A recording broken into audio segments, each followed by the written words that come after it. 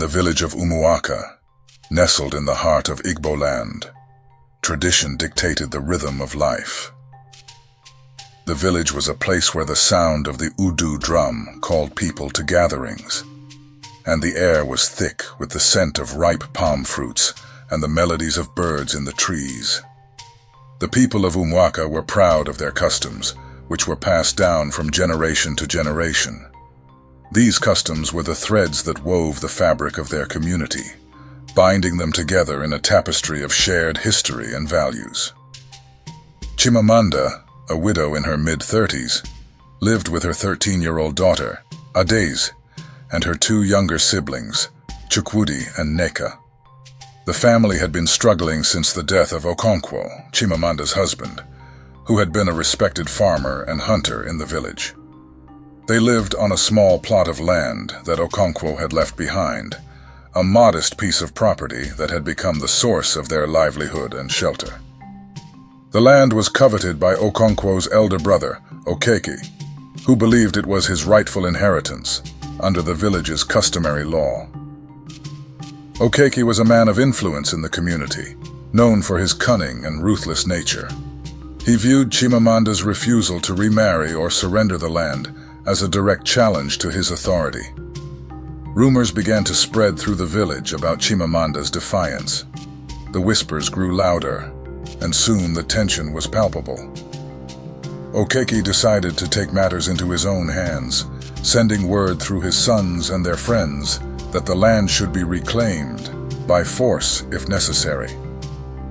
Chimamanda was no stranger to the whispers of the village women, who gathered at the stream each morning to fetch water. Their conversations often veered into gossip, and lately, the focus had been on her. She could feel their eyes on her as she walked through the village, their judgment palpable in the air. Yet she held her head high, determined to protect what was hers. One afternoon, as Chimamanda was preparing the evening meal of egusi soup and fufu, Okeke arrived at her doorstep, flanked by his sons and a group of village men. Adaeze, sensing trouble, quickly gathered her siblings and watched from behind the door as the confrontation unfolded. Chimamanda, Okeke began, his voice cold and commanding. "It is time to honor the tradition. This land does not belong to you. It is the heritage of our family. You cannot keep it from us." Chimamanda stood tall, her eyes unwavering. "This land was given to me by my husband, your brother before he passed. It is my children's future, and I will not let anyone take it from them." Okeke's eyes narrowed. "You have no right to defy me. You are a woman, a widow. Tradition dictates that you hand over the land. If you refuse, we will take it by force." With a swift motion, Okeke's men moved towards the house, but Chimamanda blocked their path. A tense silence fell over the group. Just as the men were about to push past her, Adaeze stepped out from her hiding place. "You will not touch our home!" Adaeze shouted, her voice filled with defiance. The men hesitated, momentarily stunned by the courage of the young girl. Okeke, however, was undeterred. "You think you can stop us, child?" he sneered. "This is not your fight." But Adaeze did not back down. She stared Okeke down, and in that moment, a plan began to form in her mind. She knew that she couldn't win this battle with brute force, but perhaps there was another way. That night, as the family gathered around the dim light of an oil lamp, Adaeze shared her plan with her mother. "Mama, we cannot let them take our home. I have heard of a wise woman, Mama Nnukwu, who lives in the neighboring village of Umueze. They say she knows the ways of both the law and our traditions. If anyone can help us, it is her." Chimamanda looked at her daughter, her heart swelling with pride and fear. "Adaeze, the journey to Umueze is long and dangerous. And what if Okeke finds out? He will stop at nothing to keep us from getting help." "I know, Mama," Adaeze replied, her voice steady. But we cannot stay here and do nothing. I will leave before dawn, and with God's help, I will reach Umuaka safely." Chimamanda sighed, realizing that her daughter had inherited her father's stubbornness and courage. "Very well, Adaeze.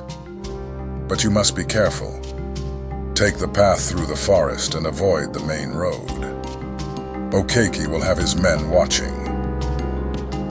As Adaeze prepared for her journey, Chimamanda packed her a small bag with dried fish, gari, and palm oil, the staples that would sustain her on the road. "May the Almighty God go before you and protect you from harm," Chimamanda said, her voice thick with emotion. Adaeze nodded.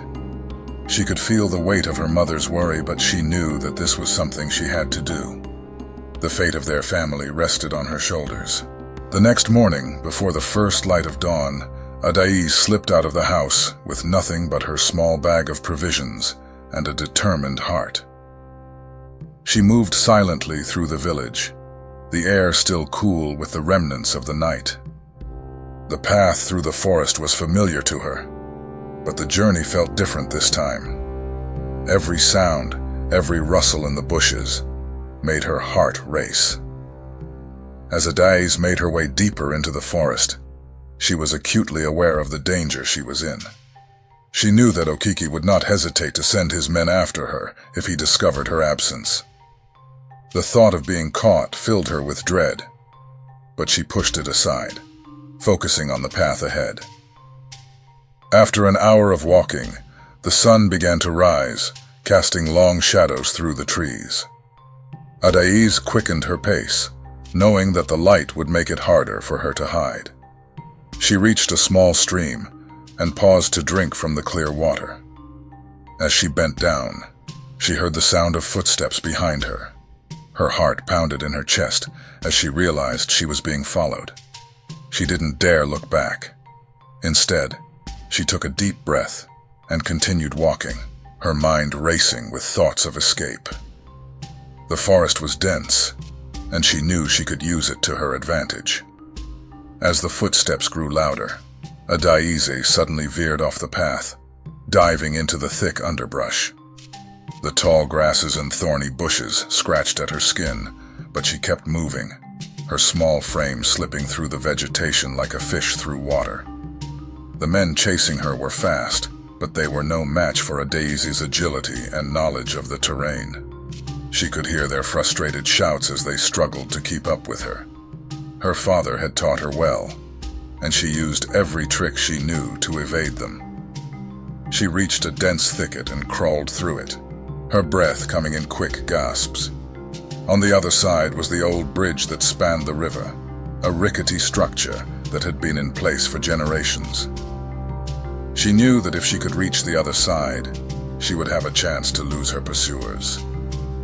Adaeze sprinted towards the bridge, her feet barely touching the ground.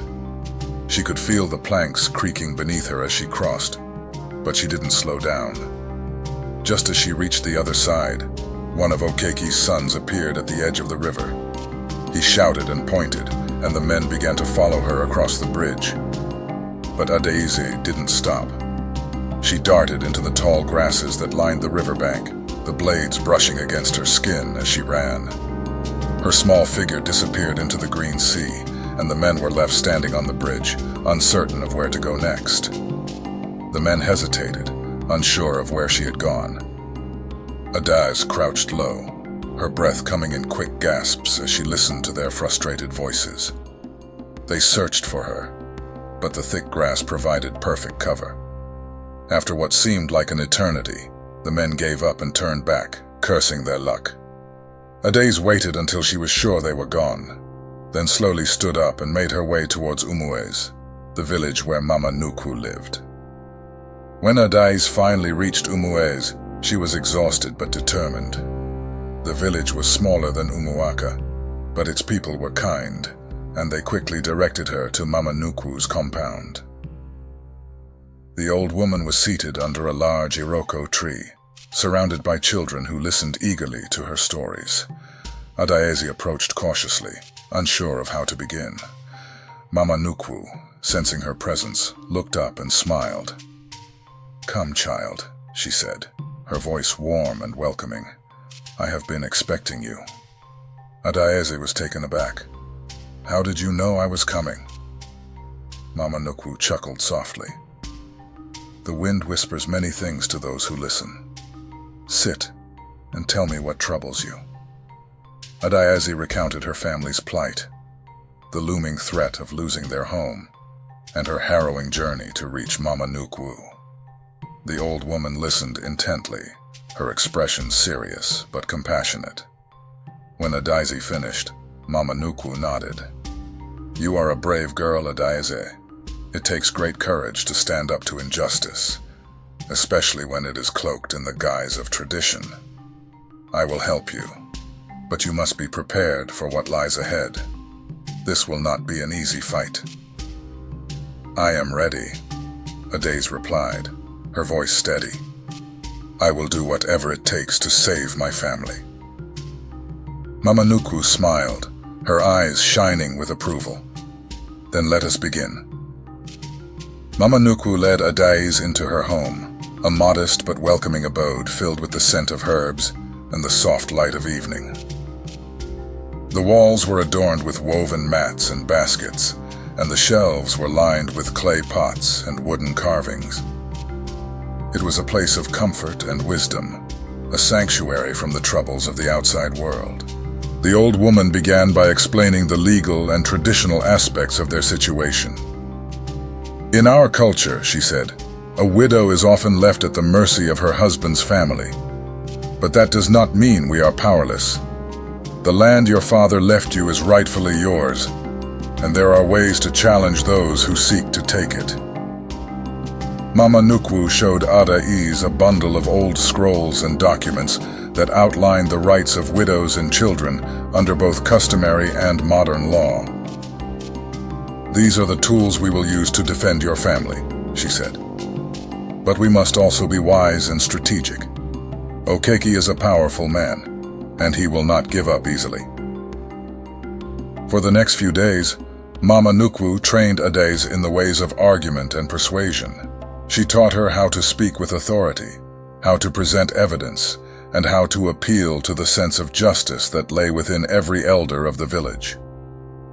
Adaeze soaked in the knowledge like a sponge, her mind sharpening with each lesson.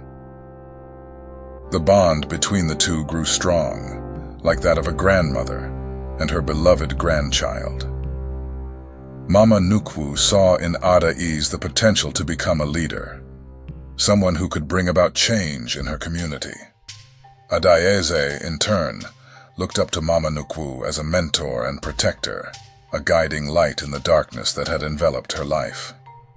Armed with Mama Nnukwu's wisdom and a newfound sense of determination, Adaeze returned to Umuaka. The journey back was just as treacherous, but this time she was not alone.